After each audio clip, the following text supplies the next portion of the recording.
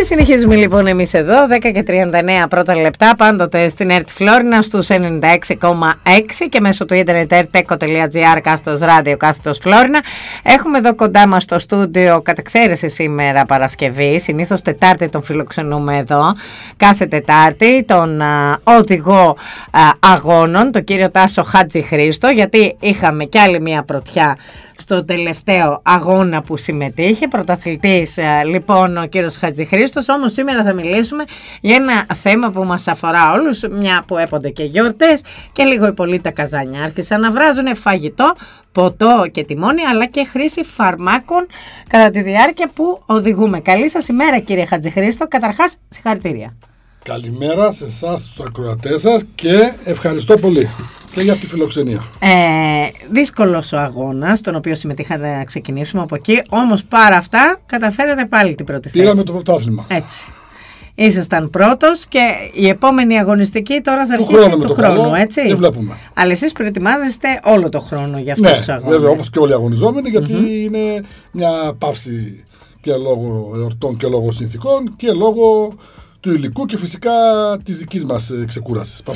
Οπότε οι συμβουλές σας είναι πολύτιμες, γιατί δεν είστε απλά ένας οδηγός αγώνων πίσω από ένα τιμόνι που μόνο εκεί βλέπετε, είστε και ένας άνθρωπος που κινείστε εντός των δικτύων της πόλης, είστε οικογενειάρχης, έχετε παιδιά. Θέλουμε τη συμβουλή σας για το τι πρέπει και τι δεν πρέπει να κάνουμε και ας ξεκινήσουμε με το θέμα των φαρμάκων.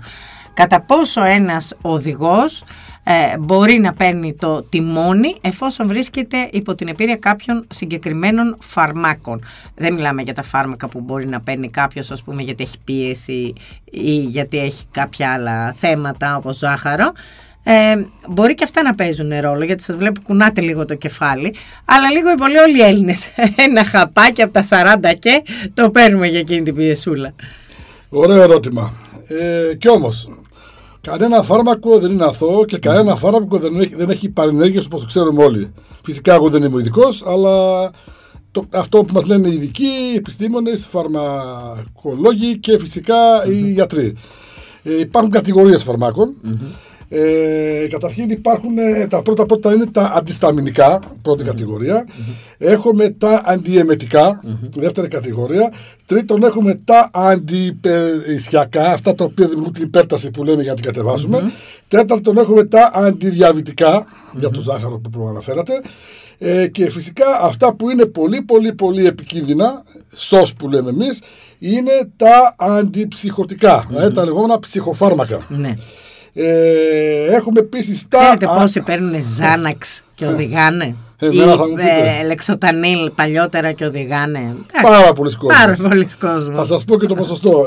Επίσης υπάρχουν και αντιεπιληπτικά, τα οποία και αυτά επιδρούν στο νευρικό σύστημα του ανθρώπου.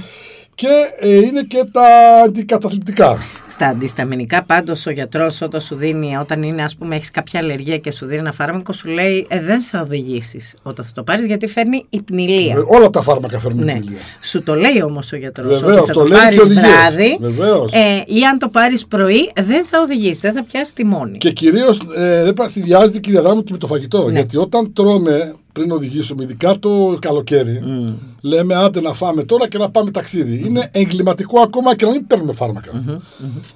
Το φαγητό δημιουργεί ύπνο. Γιατί ο οργανισμός και το στομάχι ασχολείται με την πέψη του φαγητού για να κάνουν οι θερμίδες και έτσι κατεβαίνει το αίμα χαμηλά και δεν οξυγονώνεται σωστά ο εγκέφαλος και δημιουργείται υπνηλία. Πολλοί το κατανοούν αυτό. Ο αδερφός μου συγχωρεμένος ποτέ δεν έτρωγε πριν από ταξίδι, γιατί είχε πιάσει τον εαυτό του όταν έτρωγε ότι οδηγούνταν σε μια υπνηλιακή κατάσταση. Ακριβώς. Ο οργανισμός του, οπότε δεν έτρωγε ποτέ πριν πιάσει. Πολύ σωστά και φυσικά όσο μεγαλώνει η ηλικία και κυρίως θα περάσουμε τα 40, προσωπικά εγώ τα έχω περάσει κατά πολύ. Όλοι.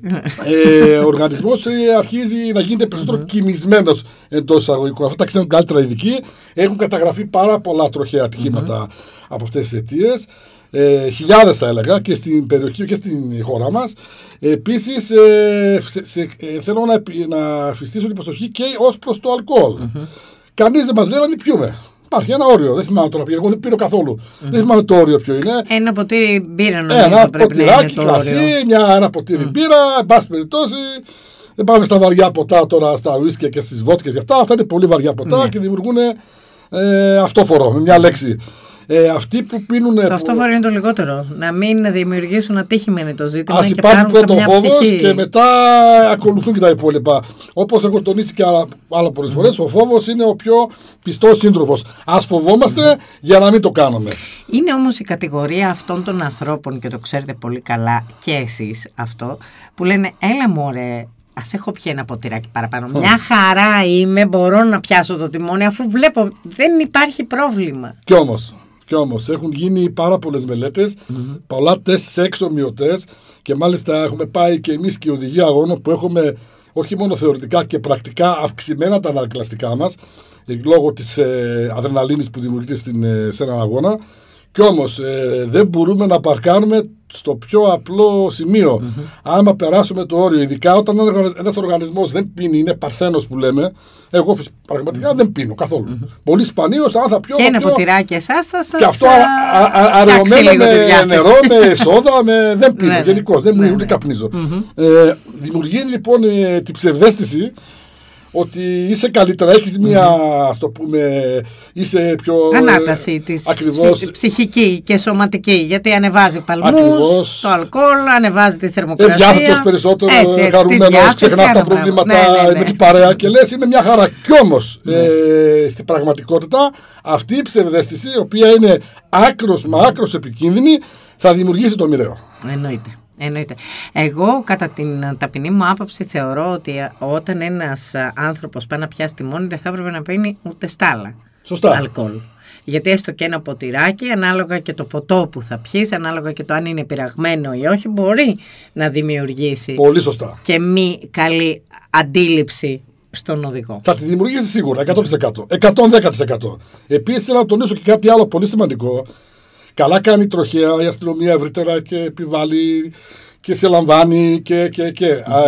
Βλέπω όμως πολλές φορές ότι κατά τη διάρκεια κάποιου ελέγχου τροχονομικού, τυχαίου ή προγραμματισμένου, δεν έχει σημασία αυτό, ενώ κάποιος οδηγός έχει πιει πέρα του δέοντος, πολύ περισσότερο από το φυσιολογικό και μιλάμε για τετραπλάσιες, πενταπλάσιες, δεκαπλάσιες ποσότητες, τον συλλαμβάνουν. Πολλές φορές τον πηγαίνουν και στο νοσοκομείο για περαιτέρω, γιατί μπορεί να αμφισβητήσει και τη μέτρηση αυτή. Ορισμένες φορές όμως, αν και είναι υποχρεωμένη η αστυνομία, αν δει ότι δεν είναι σε θέση να οδηγήσει, είναι υποχρεωμένη η αστυνομία να τον συνοδεύσει στην κατοικία του. Πολλές φορές αφήνουν τους οδηγούς ενώ έχουν πιει έστω και λίγο και συνεχίζουν να οδηγούν. Αυτό είναι λάθος για μένα. Δεν ξέρω τώρα τελευταία αν έχει αλλάξει αυτό. Γιατί δεν με έχουν συλλάβει ποτέ ούτε για αλκοόλ, ούτε για υπερβολική ταχύτητα, ούτε έχω κάνει και εγώ παραβάσεις. Αλλά δεν πίνω, δεν τρώω όταν οδηγάω και φυσικά πάνω απ' όλα δεν κάνουμε υπερβολές αυτές που έχουν πει και άλλη φορά. Τι πρέπει να προσέχει ένας οδηγός όταν είναι να πιάσει το τιμόνι, εφόσον έχει πάει σε ένα τραπέζι, σε μια γιορτή, στα τσίπουρα τώρα που βράζουν τα καζάνια, που βράζουν τα τσίπουρα, οι γιορτές που έρχονται με τα έθιμα και τα κρασιά που θα πίνει ο κόσμος και τα υπόλοιπα ποτά που θα διανύμονται στις εκδηλώσεις και στα έθιμα αυτά. Να διασκεδάσει, να πιει όσο θέλει, να μην οδηγήσει. Και η παρέα να συνοδεύσει την καλύτερη της παρέας στον οδηγό. Το θέμα δεν είναι να έχει ο οδηγός φόβο, να έχει συνείδηση πρέπει. Και συνείδηση, βέβαια. Πολύ σωστά. Αυτό είναι αυτονόητο. Το να φοβάμαι να μην με γράψουν, αλλά να πιάσω το τιμόνι γιατί μπορεί να σταθώ τυχερός, να μην έχει εκείνη την ώρα μπλόκο, να μην με δει κανείς, να φτάσω στο σπίτι μου. Άμα φτάσει στο σπίτι. Ναι, αλλά την επόμενη μπορεί να μην είναι έτσι. Άρα συνείδηση και παιδεία πρέπει να έχουμε. Συνείδηση και πάνω απ' όλα αυτοσυγκράτηση. Κανείς δεν λέει να μην πίνεις, κανείς δεν λέει να μην φας. Κανείς δεν λέει να μην διασκεδάσεις. Έχει ταξί. Κανείς δεν λέει να μην πάρεις τα φάρμακά σου. Βεβαίως θα τα πάρεις. Δεν θα οδηγήσεις για ένα διάστημα. Δεν είναι κακό να πεις σήμερα δεν μπορώ να οδηγήσω. Και φυσικά είναι και ένας άλλος παράγοντας πολύ σημαντικός, το οποίο τον παραβλέπουμε όλοι και εγώ προσωπικά τον έχω αγνοήσει κάποιες φορές, είναι η κούραση. Η κούραση, ειδικά τις νυχτερινές ώρες, όταν οδηγάμε δηλαδή σε άλλες χιλιομετρικές αποστάσεις και υπό δύσκολες καιρικές συνθήκες, π.χ. ομίχλη, π.χ. υπό καταρακτώδη βροχή. Χιόνια τώρα που θα έχουμε το Σαββατοκύριακο. Και όχι μόνο, και σε ευνοϊκές συνθήκες. Όταν οδηγάει κάποιος με μεγάλο χρονικό διάστημα, πρέπει να κάνει συχνές τάσεις. Ξεκουράζει τον εαυτό του. Ακριβώς, πολύ σωστό αυτό που λέτε. Τον εγκέφαλο, να ηρεμεί ο εγκέφαλος. Να καταναλώνει άφθονες ποσότητες νερών, όχι αναψυκτικά με ζάχαρη. Νερό. Έτσι, και χυμούς. Διευκρινίστε το, όχι καφέδες μόνο. Κοιτάξτε, ένας καφές είναι απαραίτητος. Καφέινη βοηθάει στο να ενεργοποιηθεί λίγο ο οργανισμός. Και τελευταία έχει γίνει μια μελέτη, δεν ξέρω αν το γνωρίζετε και αυτό, το έχω διαβάσει από επιστημονική μελέτη τελευταία, πρόσφατη, ότι ο δεύτερος καφές ή ο τρίτος καφές φέρνει νύστα. Ο συνεχόμενος καφές δηλαδή. Δηλαδή ο ένας καφές θα σε βοηθήσει. Ο δεύτερος θα σε σταθεροποιήσει. Ο τρίτος μπορεί να σου φέρει υπνηλία.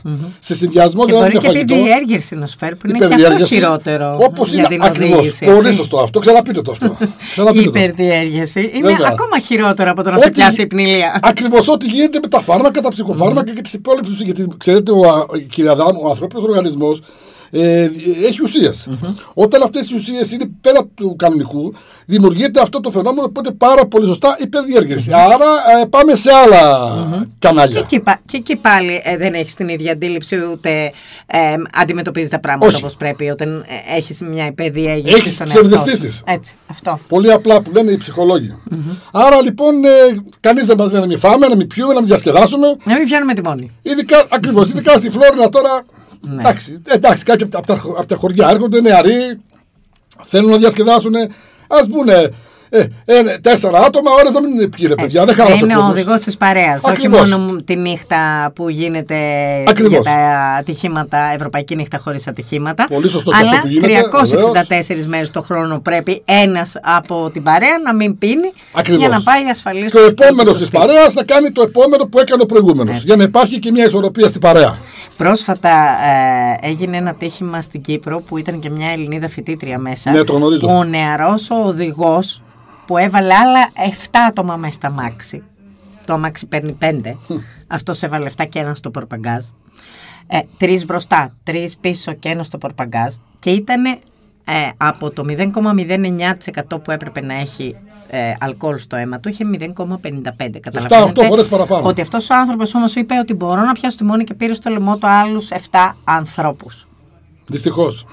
Αυτό είναι το κακό που γίνεται με τους νέους, το ότι έχουν και λίγο μεγαλύτερους. Συνήθως άντρες το κάνουν αυτό. Δεν θέλω να διαχωρίσω τα φύλλα, αλλά οι άντρες έχετε μια βεβαιότητα στατιστικά ότι ακόμα και ένα μπουκάλι ουίσκι να πιείτε, μπορείτε ρε αδερφέ να πιάσετε το τιμόνι. Εσείς είστε άντρες μάγκες, μπορείτε να τα καταφέρετε όλα. Είναι λάθη, έχετε πολύ δίκιο σε αυτό που λέτε, συμφωνώ απολύτως. Στατιστικά, επαναλαμβάνω, οι γυναίκες είναι πιο προσεκτικές, έχουν προκαλέσει και προκαλούν και εύχομαι να μην ξαναπροκαλέσει κανένας μας. Ελάχιστες γυναίκες έχουν από την επίρρεια αλκοόλ. Και γενικώς είναι πιο προσεκτικές και αυτές που δεν πίνουν ακόμα. Γιατί δεν σημαίνει ότι ένας οδηγός, κύριε Αδάμ, όταν δεν πίνει σώνε και κάνανε ο καλύτερος. Εννοείται.